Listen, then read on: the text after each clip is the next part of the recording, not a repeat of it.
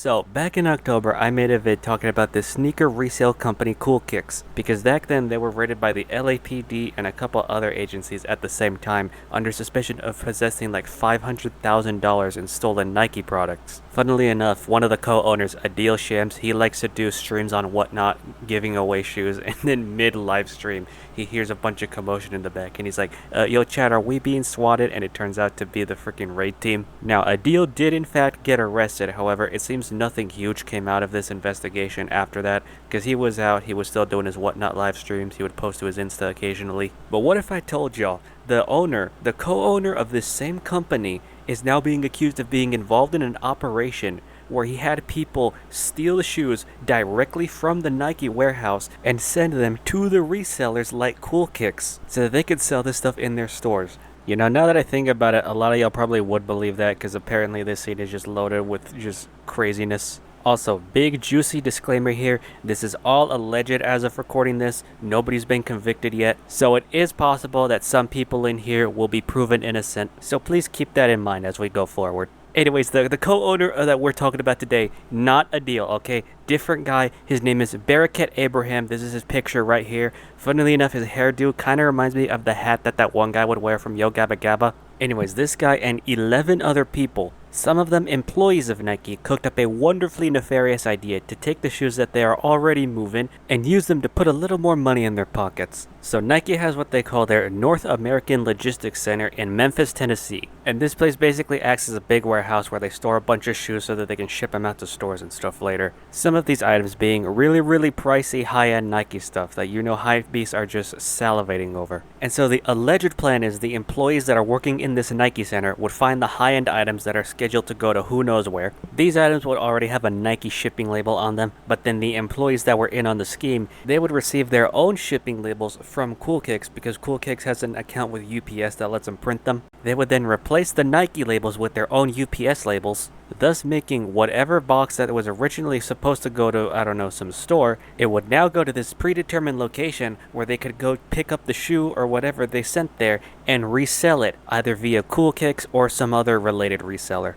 You know, all of the articles and even this DOJ write-up, if they say they're reselling the product, but is it really reselling if it was never sold in the first place? But anyways, this whole operation allegedly started in 2021 and continued all the way until 2024. And it seems like it worked out pretty well for him considering the absolute mountains that Cool Kicks had of Nike stuff. You know, if there's any silver lining in this whole situation, Cool Kicks has been accused of selling fake shoes in the past, or reps as the cool kids say, but looking at this, if you bought something from Cool Kicks, there was a very real chance that it was authentic. It just may not have been acquired in the most legal of manners. Anyways, it seemed to be smooth sailing for the whole crew until we get to that final year of operation, 2024, when a snowstorm hit Memphis. So once Mr. Frosty popped into Memphis and decided to treat the city like it was a Taco Bell bathroom stall, Nike decided, hey, we're gonna pause shipments for a little bit. So as these boxes were just sitting around the warehouse, an employee took a close look at one of them and found, that's a little weird. This thing has a UPS shipping label on it. This thing is not supposed to go to UPS.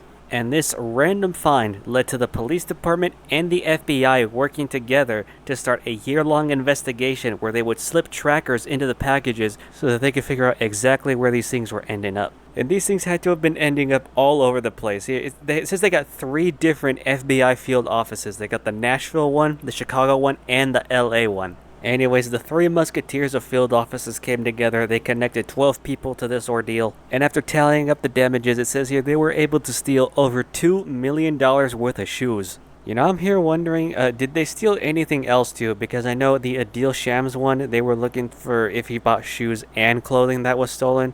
It says here, the CBS article just mentions shoes that were stolen in this most recent case. The DOJ write-up just says Nike retail products, so I guess it could be either one. I feel like if they stole more than shoes, the CBS article would have mentioned that, but I don't know. I'm just spitballing here. Oh, and this article also says that the people at the Nike warehouse that were replacing the labels, they got paid $900,000 by the resellers for doing all this for them. Oh yeah, I don't know if I mentioned this earlier, but there is at least one other reseller involved that wasn't Cool Kicks. This guy's name is Jorge, but his handle is Whorehead Sales, I really feel like he needed to think that handle through a little bit more. I feel like that's not the best option that we could have had there. But anyways, I'm really curious to see how this case develops. I feel like this is not going to be like the ideal case where that entire raid happens, it's a spectacle, and then we just hear absolutely nothing about it afterwards. I don't know, man. I can just feel it in my feelers that we're going to get a little bit more out of this case. Oh shoot, I almost forgot. So, Cool Kicks actually did release a statement about this whole thing. I'll read it right now. Barakat Abraham was indicted in Memphis, Tennessee for purchasing items that were allegedly stolen from Nike. Mr. Abraham denies the charges. While Mr. Abraham owns stock in Cool Kicks, the indictment contains no allegations of wrongdoing by Cool Kicks or anyone else associated with Cool Kicks.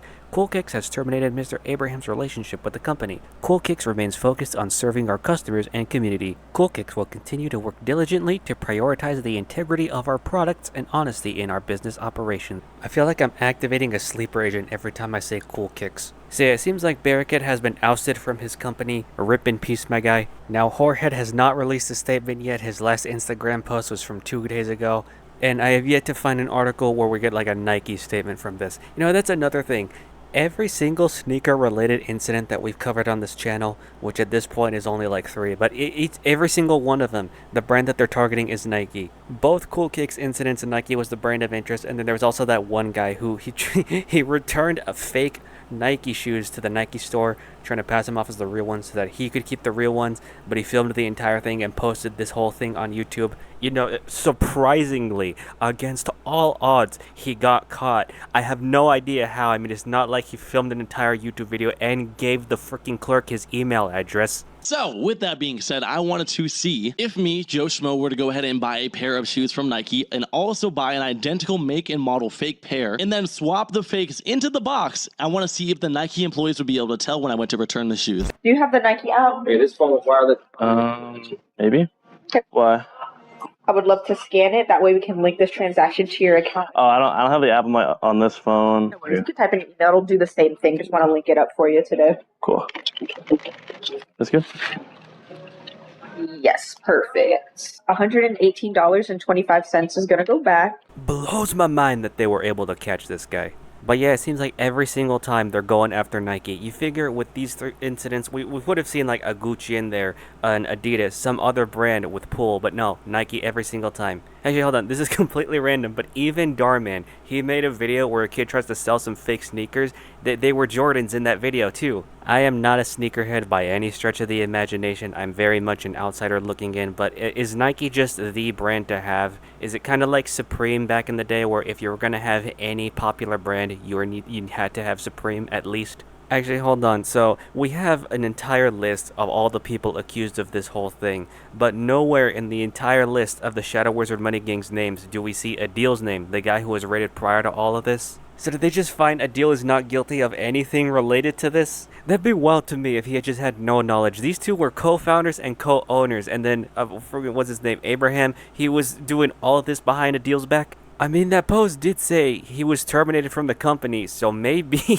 So yeah, that's about all the details we have for this case right now. As of recording, again, I feel like we're gonna get something in the future, but I could be very wrong. I don't have no crystal ball. I don't practice Santeria. And again, all of this is alleged. Nobody's been convicted yet.